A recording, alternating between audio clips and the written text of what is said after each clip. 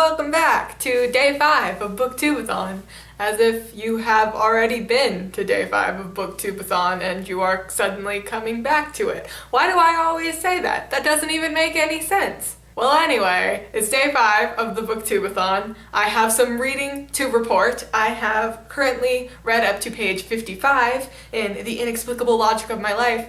I'm really enjoying the writing and like the style of the story so far, but I'm just like not connecting to the characters as much as I'd like to, as much as I did in Ari and Dante, so that's slow going. But I did finish Watchmen by Alan Moore, and oh my goodness, so good, possibly the best comic that I've ever read, and this is my first time reading it from cover to cover, and I'm just like, oh, I'm so like buzzing with enthusiasm for that story and the superhero genre in general. And that is what is going to lead into today's video challenge, which is to do required reading for a topic of your choice. And I, of course, am going to pick something superhero related because if there's anything in the world that I am qualified to teach a course on, it is superheroes. Now, me particularly, I'm very fascinated and have always been really fascinated by what goes into the making of a superhero, what elements make the person behind the mask.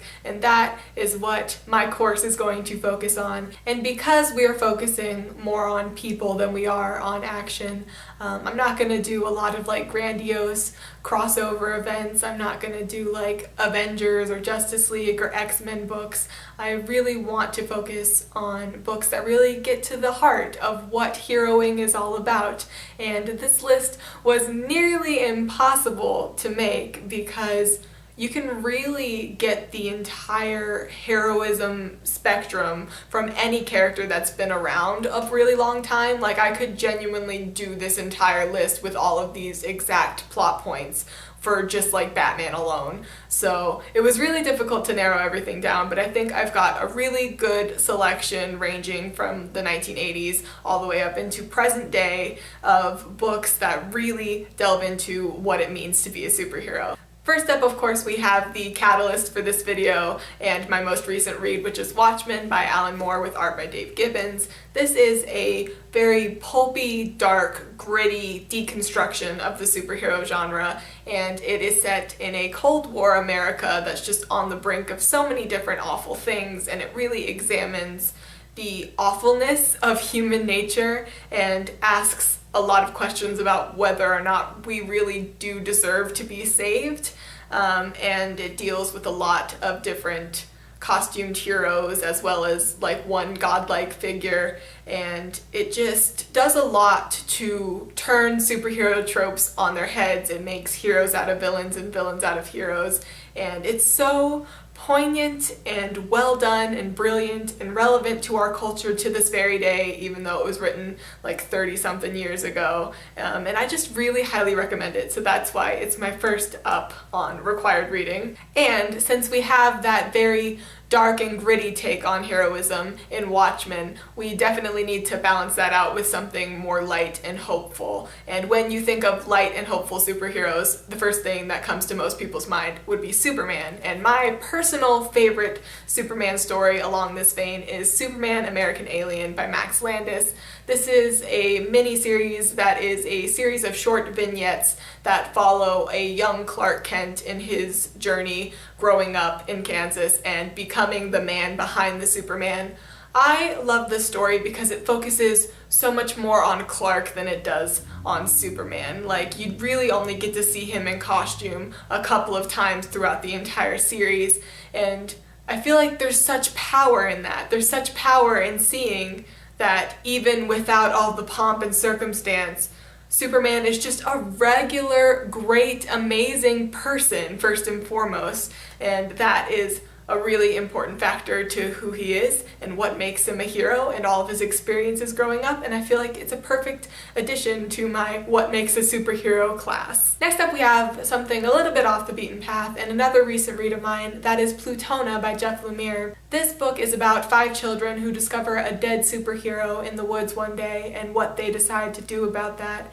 And while we are following these children in their journey of like growing up and self-discovery, we're also also finding out what happened to the superhero named Plutona in her final moments leading up to her being dead in the woods. And that contrast of like Plutona's story with the kid's story mixed together, it really emphasizes and highlights the fact that our choices are ultimately what define us and what separates the good from the bad and the heroes from the villains. And it's just a really interesting short take on superheroes, and I really think that it fits well with my curriculum, so I have added it to my required reading. Next, I felt the need to add some Marvel books to this list since it was very DC heavy, and because of that I added in Matt Fraction's entire run on Hawkeye. I think the first volume is called My Life as a Weapon, and this one's super interesting because Hawkeye is that one guy on the Avengers that doesn't have any superpowers, and after all of these crazy events go down and the bad guys attack,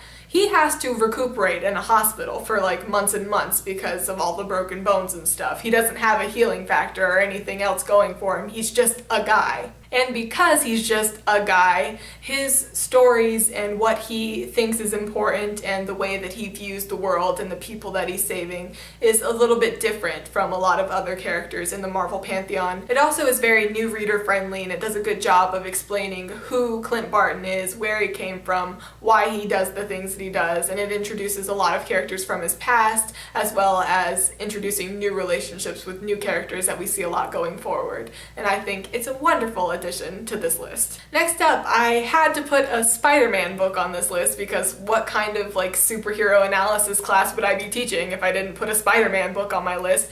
But it's definitely not the Spider-Man book that anybody would be thinking of or expecting. This is Dan Slott's Superior Spider-Man. This is the story in which Dr. Octopus, aka Norman Osborn, takes over Peter Parker's body and continues being Spider-Man in Peter's absence. The reason that I've added this to the list is because we're examining what makes a hero, which means we also need to examine what makes a villain, and we need to see like what a villain with the same powers and the same legacy as a hero would do in that situation, and I feel like this is one of the best and only examples of that in modern history. Now moving back to my heart of hearts, which is DC, I obviously have to put in a Batman book. Like, it's crazy that I haven't even mentioned him yet, and narrowing down which Batman book to put on this list was legit the hardest decision I've ever made, like within the last like 3 days. But I ultimately decided to go with Frank Miller's masterpiece, The Dark Knight Returns.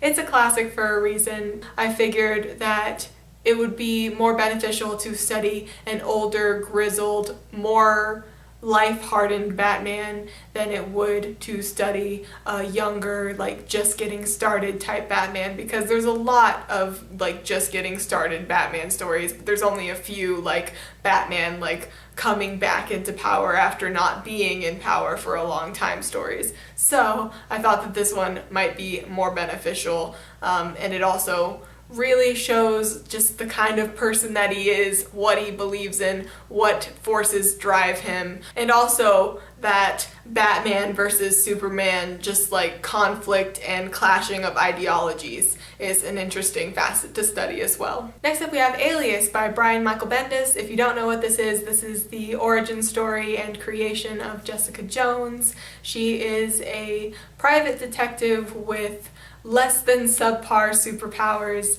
and she is very self-sabotaging. She is very rarely ever happy, and it's usually her own fault due to poor decision making. And she's had a very hard life, and she continues to make it harder.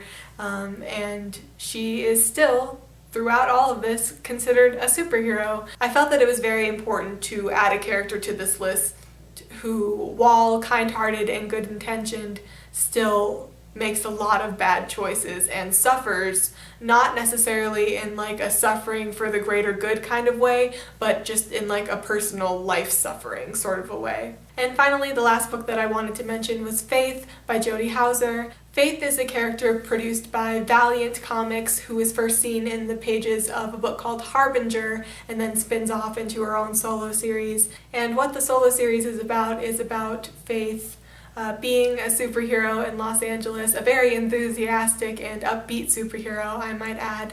while also masquerading as a gossip columnist for one of those like trashy online magazine type things, like a sort of BuzzFeed sort of a deal.